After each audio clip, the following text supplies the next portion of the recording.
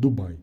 Arranha-céus, carros de luxo, mulheres e muito dinheiro. É isso que eles te contam, né? Hoje você vai saber por que Dubai é uma cidade totalmente feita de aparências. Nada daquilo que querem que você veja é real. E você vai ver o lado obscuro dessa terra dos influencers. Trabalhadores em condições de escravidão, dinheiro gasto para literalmente destruir o meio ambiente, crimes totalmente imorais. É isso que chamam de sonho? Acredito que todo mundo que não queira pesquisar a fundo sobre essa cidade não sabe o que fica nas sombras de tanta riqueza. Eu mesmo só fui descobrir isso recentemente. Imagina você estar passando dificuldades no seu país natal e então um grande empresário de fora do seu país te convida a ir trabalhar numa cidade que você imagina o puro luxo, e com uma pequena pesquisa você vê que é o maior mercado de riqueza do Oriente Médio. Dubai é o maior centro de riquezas do país. Ele te conta histórias maravilhosas, que você vai ter um quarto de hotel, salário bem alto, para viver bem e mandar para sua família, e oportunidades. Você aceita. Chegando lá, percebe que o governo toma o seu passaporte contra a sua vontade, te coloca em uma estadia no meio do deserto, dividindo o quarto com outras 10 pessoas e trabalhando debaixo de um sol de 50 graus sem nenhum direito. Parece bem ruim, né? É isso que acontece com centenas de milhares de pessoas. Mas então, como isso começou? A justiça não faz nada para parar essa exploração, porque esses homens não tentam fugir. Hoje você vai saber toda a história obscura de Dubai que nunca te contaram.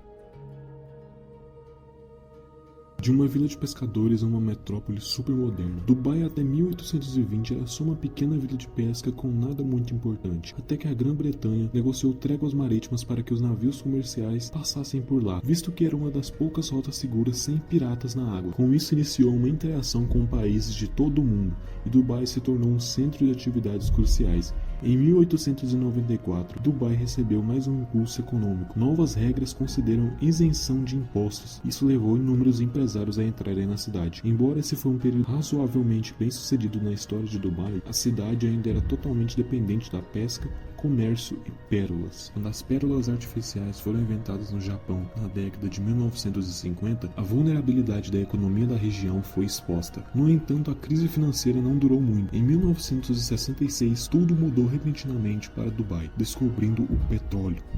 Em 1969, de uma cidade com 20 mil habitantes, Dubai já contava com mais de 59 mil habitantes. A década de 1970 é marcada por um grande crescimento demográfico. Em 1977, por exemplo, a cidade já superava os 200 mil habitantes, e a população duplicou em menos de 10 anos. A partir de 1980, Dubai prosperou economicamente. O aeroporto foi ampliado para abrigar a recente companhia aérea Emirates Airlines. Foram construídos complexos esportivos e recreativos, e o turismo começou a ser visto como uma fonte de renda adicional.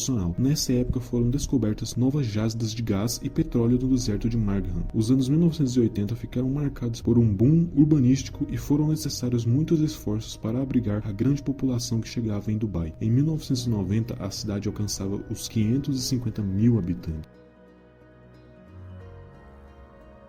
Com o passar do tempo, Dubai foi conseguindo muito dinheiro e investidores, porém eles ainda não eram super reconhecidos. E você me pergunta então como ficaram super conhecidos? Simples, com obras gigantes e totalmente sem sentidos, apenas apelando para a estética. Ou você vai me dizer que um monte de areia no meio do mar representando o mundo realmente tem sentido? Com tanto dinheiro sobrando depois da descoberta do petróleo, começaram a construir essas arquiteturas incríveis, só para mostrar ao mundo a única coisa que tem como charme, como o Burj Khalifa, ou um quadro gigante no meio da cidade, só para se colocar no mapa do mundo. Essas construções não são nada além de apelo estético, porém tem um problema nisso tudo, e não é milhares de dólares sendo gastos com um prédio que diariamente caminhões-tanques têm que transportar o esgoto para o meio do deserto, porque não calcularam que pelo tanto de atrações a rede de esgoto não seria suficiente, ou estruturas que vão deixar de existir com o passar do tempo. Tinha pouca gente morando nessa região ainda, os investidores não iam comprar as obras sozinhos. Ficou muito claro e rápido que Dubai precisava de mão de obra, e mão de obra barata. Por lei, para morar em Dubai legalmente, você precisa de um sponsor. Isso significa ter uma empresa ou pessoa responsável por você nos Emirados Árabes. E se você for lá para gastar dinheiro, gravar vídeos para as redes sociais, It's no longer the American dream, it's the Dubai dream. Com certeza você vai gostar do que vê. O problema é quando você faz algo que talvez seja comum no seu país natal, mas lá são considerados crimes, podendo chegar a anos de prisão. Como esse caso mais recente de 2022, em que uma brasileira trans foi detida em Dubai e injustiçada, abusada e condenada injustamente. noite. Em 7 de setembro de 2022, Maria abriu a porta do apartamento onde estava hospedada em Dubai. A mulher, que é trans, viajou ao país árabe para comemorar o aniversário de um amigo e esperava encontrar o conhecido, mas quando abriu a porta encarou 4 homens que nunca tinha visto antes. A mulher estava sendo acusada de tráfico de drogas. Sem saber, porque não entendia o idioma, o amigo que a mulher iria encontrar era traficante de drogas e foi preso no mesmo dia. Quem marcou o encontro com a mulher foi a própria polícia. E isso no Brasil é considerado crime, como diz neste artigo. No Brasil você não pode enganar uma pessoa para declarar ela culpada, mas lá a história é diferente. No país é famoso seu desprezo pelos direitos humanos, especialmente quando se fala de LGBT. Depois de passar 4 meses presa, Maria recebeu autorização judicial para responder ao processo de liberdade. De um quarto na cidade conhecida por suas boates e vida noturna, a mulher trans conversou por cerca de 2 horas com a reportagem do Metrópolis por chamada de vídeo, onde relatou o que viveu no país árabe. Quando Maria foi para a delegacia, foi colocada em uma cela para homens, onde foi humilhada. 9 dias depois, houve uma audiência. Maria disse que não conseguiu explicar que não tinha feito o exame em decorrência do nervosismo. Ela, segundo seu relato, passou todo o tempo em frente ao juiz sem um advogado que defendesse ela e sem a ferramenta de linguagem para falar por si mesma. E foi determinada a prisão. Quando Maria foi levada à penitenciária, só não teve seu cabelo cortado por conta de ter cedido ao abuso dos carcereiros. Foi levada para uma cela onde ficou sem comer por dias e com baratas e pouca higiene. Isso só acabou quando ela conseguiu uma ligação e ligou para um familiar e disse aonde estava. Depois de 3 semanas, o corpo diplomático dos Emirados Árabes tomaram atitudes. E ainda assim foi julgada como frases: como você que é trans vem para um país que odeia trans? Você sabe que isso aqui é crime. Apenas com a ajuda de ONGs foi disponibilizado um advogado que conseguiu pena parcial a Maria. Ou então sobre esse caso em que uma mulher foi simplesmente presa por encostar em um segurança no aeroporto. Elizabeth, uma estudante de 21 anos de Nova York, permaneceu detida durante quase 3 meses em Dubai por encostar no braço de um agente de segurança do aeroporto durante uma escala. Ela foi liberada após ser acusada de agredir e insultar o funcionário e encarar mais de $50 mil com despesas legais. Ao chegar nos Emirados Árabes, os funcionários da imigração pediram que ela tirasse uma cinta modeladora que estava usando após uma cirurgia. Elizabeth, que não consegue tirar o compressor e colocá-la de volta sozinha, pediu ajuda para os funcionários do aeroporto, mas não teve resposta. Ela relata que as funcionárias riam dela enquanto ela tentava tirar a cinta. Ela então tentou estender a mão até a cortina para chamar a amiga para ajudar, mas uma das mulheres estava impedindo a sua visão. Naquele momento, os policiais disseram que Elizabeth estava sendo detida por tocar na funcionária da alfândega. Ela foi forçada a permanecer naquele espaço por mais algumas horas até ser forçada a assinar uma papelada em árabe e então ser liberada. Depois de algumas horas, ela voltou ao aeroporto para o embarque quando foi informada de que havia uma proibição de viajar contra ela, ficando detida no país desde então. Os juízes ordenaram então que Elizabeth pagasse uma multa de 10 mil dirhams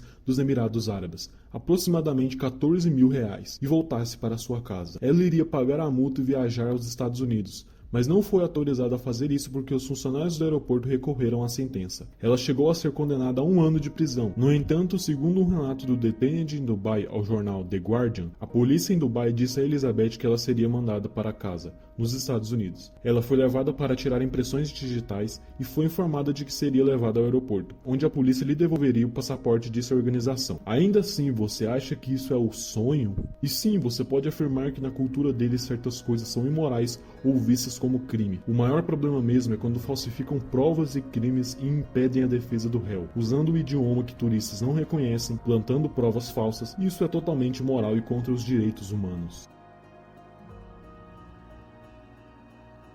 Poucas pessoas sabem de fato como os grandes prédios e obras são construídas, com mão de obra barata de indianos e paquistaneses, sendo considerada até escravidão. Trabalhando até no verão, onde turistas são orientados a não passar mais que 5 minutos fora de casa por conta do calor extremo. Mas esses operários passam mais de 8, 10 horas em obras. Muitos não aguentam e chegam até a óbito. As condições de vida nos alojamentos fornecidos pelas empresas é desumana. Quartos com 4 camas divididos por até 10 pessoas, nenhum saneamento básico, muita sujeira e exclusão. Como por exemplo, podemos falar do caso desse italiano que conseguiu fugir de Dubai e explica como era a situação em que trabalhava. There was a minivan outside the hotel that would bring the staff, including me, to our accommodation. And our accommodation was not in the city center of Dubai, but was in the middle of the desert, 25 minutes away, in the middle of nowhere. To be honest, looked like a jail with security and the gates at the entrance. So you arrive there with a minivan, you go back to your room, nothing to do. It was pretty depressing, to be honest.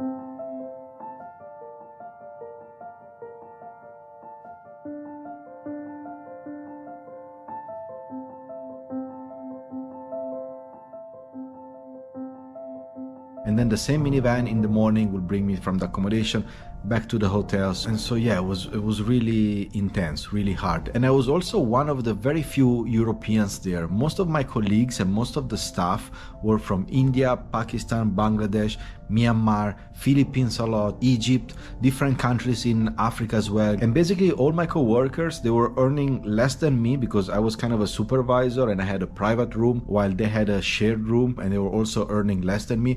But they will take all this money, let's say $300 per month, and they will send them back to their family. So all my teammates, basically, they were not leaving. They were just working, taking the money and sending back home. And some of them, they were doing this for 10, 20 years. And so a situação só fica pior quando falamos do pagamento alto prometido para que essas pessoas saem de seus países para trabalhar em Dubai. Chegando lá, são submetidos a um trabalho que beira a escravidão, sendo pagos menos de $4 ao dia. Esse dinheiro mensalmente mal dá para se manter lá, e muito menos enviar dinheiro para suas famílias. Tudo em Dubai é apenas para a aparência. O marco mais reconhecido em Dubai é o Burj Khalifa. Apesar de ter inúmeros problemas, sua construção foi marcada por acusações de abuso trabalhista. Quando finalmente foi concluído, o sistema de esgoto do prédio não o suportava e não era capaz o suficiente, o que levou à necessidade de dezenas de caminhões de esgoto para esvaziá-lo depois que o sistema estava sobrecarregado. Isso mesmo, um monte de caminhões de merda no meio do deserto, procurando um lugar para despejar tudo isso. E não vai achando que todos iam para uma estação de tratamento ou coisa parecida. Não, há diversos flagrantes de motoristas simplesmente despejando os dejetos no meio da areia.